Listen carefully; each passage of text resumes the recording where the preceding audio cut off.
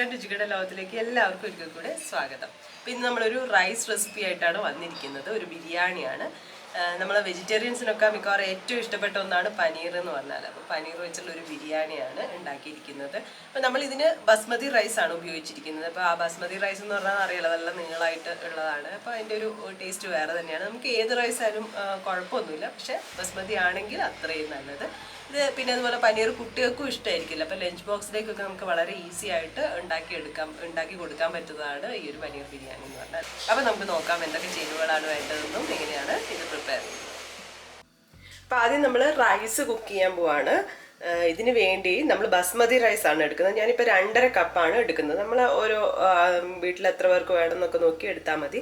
അപ്പോൾ ഇത് നല്ല നീളമുള്ള അരിയാണ്. ബസ്മതി ആണെങ്കിൽ നമുക്ക് സാധാരണ നല്ല പച്ചരി ഉണ്ടല്ലോ, പച്ചരി കിട്ടുകയാണെങ്കിൽ അത് യൂസ് ചെയ്യാവുന്നതാണ്. പിന്നെ നമ്മുടെ ബിരിയാണി അരി ആണെങ്കിൽ അത്ര നീളം ഉണ്ടാവില്ല എന്നുള്ളതുകൊണ്ട് ഇനി അത് വെച്ച് ഉണ്ടാക്കുകയാണെങ്കിലും കുഴപ്പമില്ല. പക്ഷേ ബസ്മതി റൈസ് ആകുമ്പോഴാണ് കുറച്ചുകൂടെ ടേസ്റ്റ് എന്ന് തോന്നിയിട്ടുണ്ട്. അപ്പോൾ ഇതെന്തായാലും നമുക്ക് ചൂടുവെള്ളത്തിൽ ഒന്ന് കഴുകിയതിന് ശേഷം കുക്ക് ചെയ്തെടുക്കാം. അപ്പം ഇനി നമ്മൾ അരി വേവിക്കാൻ പോവാണ്. വെള്ളം തിളച്ചിട്ട് അതിൽ കുറച്ച് ഉപ്പ് കൂടെ ചേർത്ത് കൊടുക്കുന്നുണ്ട്. ചോറിന് ആവശ്യമായിട്ടുള്ള ഉപ്പ്.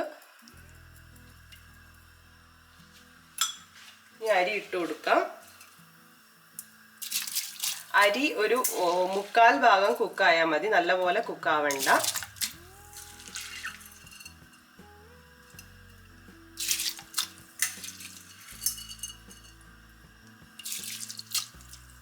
അപ്പം ഇനി അരി വെന്ത് വരട്ടെ. ഇനി നമ്മൾ പനീർ ഒന്ന് മാരിനേറ്റ് ചെയ്ത് വെക്കാൻ പോവാണ്. അതിന് നമുക്ക് ആദ്യം വേണ്ടത് തൈരാണ്. കുറച്ച് കട്ട തൈര്, ഒരുപാട് പുളിയൊന്നും വേണ്ട. 1 കപ്പ് എടുത്തിട്ടുണ്ട്. ഇതിലേക്ക് ആവശ്യമായുള്ള ഉപ്പ് ചേർത്ത് കൊടുക്കാം.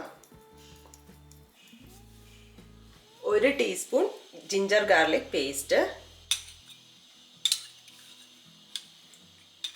1/2 ടീസ്പൂൺ മഞ്ഞൾപ്പൊടി, 2 ടീസ്പൂൺ മുളക് പൊടി. കാശ്മീരി മുളക് പൊടിയാണെങ്കിൽ കുറച്ച് കളർ ഉണ്ടാവും. 2 ടീസ്പൂൺ മല്ലിപ്പൊടി, 1/2 ടീസ്പൂൺ ഗരം മസാല. ഇത് നല്ലപോലെ ഒന്ന് മിക്സ് ചെയ്യാം.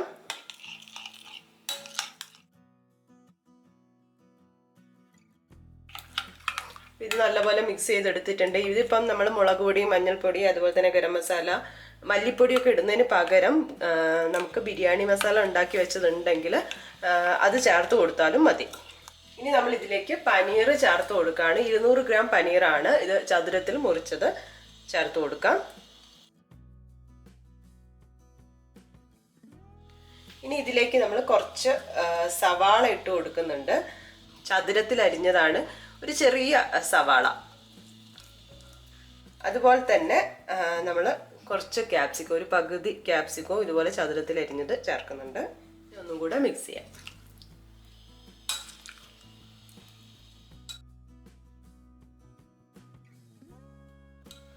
ഇത് മിക്സ് ചെയ്ത് വെച്ചിട്ടുണ്ട്. ഇത് മിക്സ് ചെയ്തിട്ട് കുറച്ച് സമയം വെക്കുന്നത് നല്ലതാണ്. അപ്പം നമ്മൾ ഇത് കഴിഞ്ഞിട്ട് ഇനി മസാലയ്ക്ക് വേണ്ട കാര്യങ്ങളൊക്കെ ചെയ്യുന്നുണ്ടല്ലോ, അപ്പം അതുവരെ ഇത് ഇവിടെ നിൽക്കട്ടെ.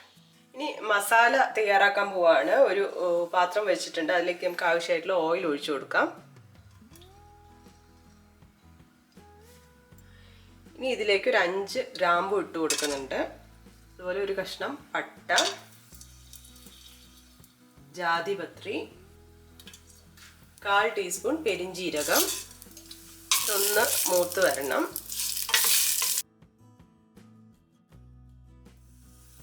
ഇനി ഇതിലേക്ക് നമ്മൾ സവാള ഇട്ട് കൊടുക്കുകയാണ്. 2 സവാള എടുത്തിട്ടുണ്ട്, നീളത്തിൽ അരിഞ്ഞതാണ്.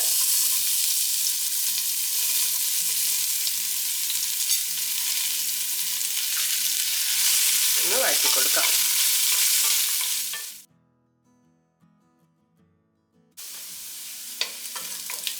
സവാള നല്ലപോലെ വാടി വന്നിട്ടുണ്ട്. ഇനി ഇതിലേക്ക് നമുക്ക് കുറച്ച് പൊടികൾ ചേർക്കണം. മസാല 1/2 ടീസ്പൂൺ മഞ്ഞൾ, 1/2 ടീസ്പൂൺ ഗരം മസാല, 1 ടീസ്പൂൺ വെളുത്തുള്ളി ഇഞ്ചി പേസ്റ്റ്. ഇതൊന്ന് ഇനി നല്ലപോലെ വാട്ടി കൊടുക്കാം.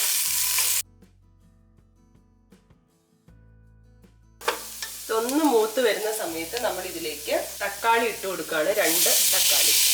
ഇനി ഇത് നല്ലപോലെ വാട്ടി കൊടുക്കണം. തക്കാളിക്ക് ഒന്ന് വെന്ത് വരണം.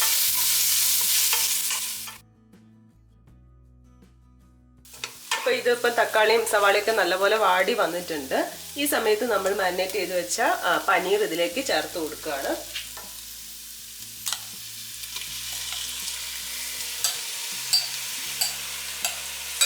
ഇനി നല്ലപോലെ ഒന്ന് മിക്സ് ചെയ്ത് കൊടുക്കാം. ഈ ഒരു ഗ്രേവിയിൽ നിന്ന് പനീർ ഒന്ന് കുക്കായി വരണം.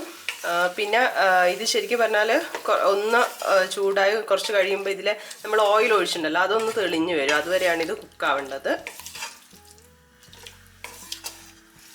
നല്ലപോലെ മിക്സ് ചെയ്തതിന് ശേഷം ഒന്ന് ഉപ്പ് നോക്കണം, കാരണം നമ്മൾ സവാളയിൽ ഉപ്പ് ഇട്ട് കൊടുത്തിട്ടില്ല.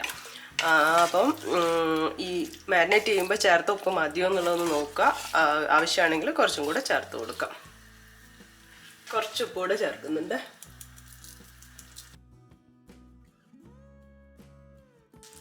ഇതൊന്ന് അടച്ചു വെക്കാം.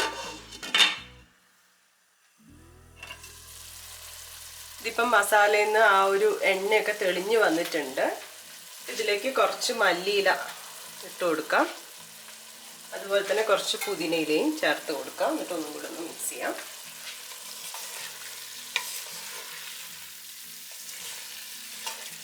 നമുക്ക് സ്റ്റവ് ഓഫ് ചെയ്യാം. ഇനി ഇതിൻ്റെ മുകളിലേക്ക് നമ്മൾ കുക്ക് ചെയ്ത് വെച്ച റൈസ് വിതറി കൊടുക്കുകയാണ്. ഫുള്ളായിട്ട് കുക്ക് ചെയ്തില്ല, ശ്രദ്ധിക്കണം. ഫുള്ളായി കുക്ക് ചെയ്ത് കഴിഞ്ഞിട്ടുണ്ടെങ്കിൽ എന്താണെന്ന് വെച്ചാൽ അങ്ങനെ പൊടിഞ്ഞു പോകും. ഈ ഒരു പാകത്തിനാണ്, ഒരു 3/4 വേവ്.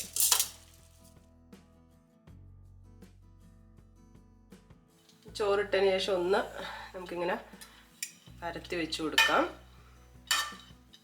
ഇതിൻ്റെ മുകളിൽ നമുക്കൊരു 1/2 ടീസ്പൂൺ ഗരം മസാല വിതറി കൊടുക്കാം.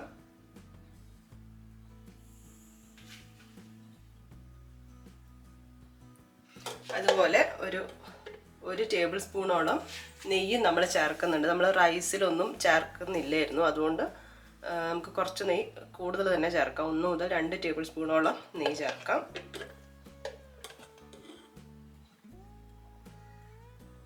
ഇനി ഇതിൻ്റെ മുകളിലേക്ക് കളറിന് വേണ്ടിയിട്ട് നമ്മൾ ചെറിയ ചൂടുവെള്ളത്തിൽ കുറച്ച് കുങ്കുമപ്പൂ ചേർത്ത് ആ ഒരു കളറ് വരാൻ വേണ്ടിയിട്ട്, അപ്പോൾ അതും കൂടെ ഒഴിച്ചു കൊടുക്കാം.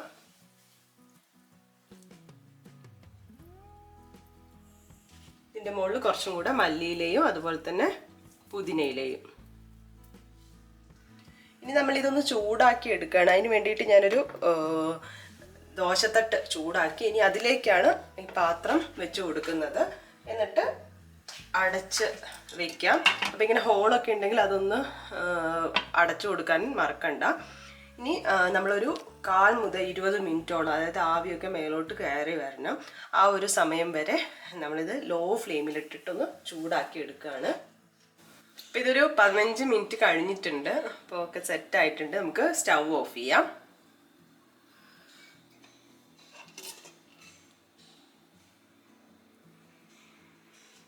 കണ്ട റൈസൊക്കെ നല്ല വിട്ട് നിൽക്കുന്നുണ്ട്.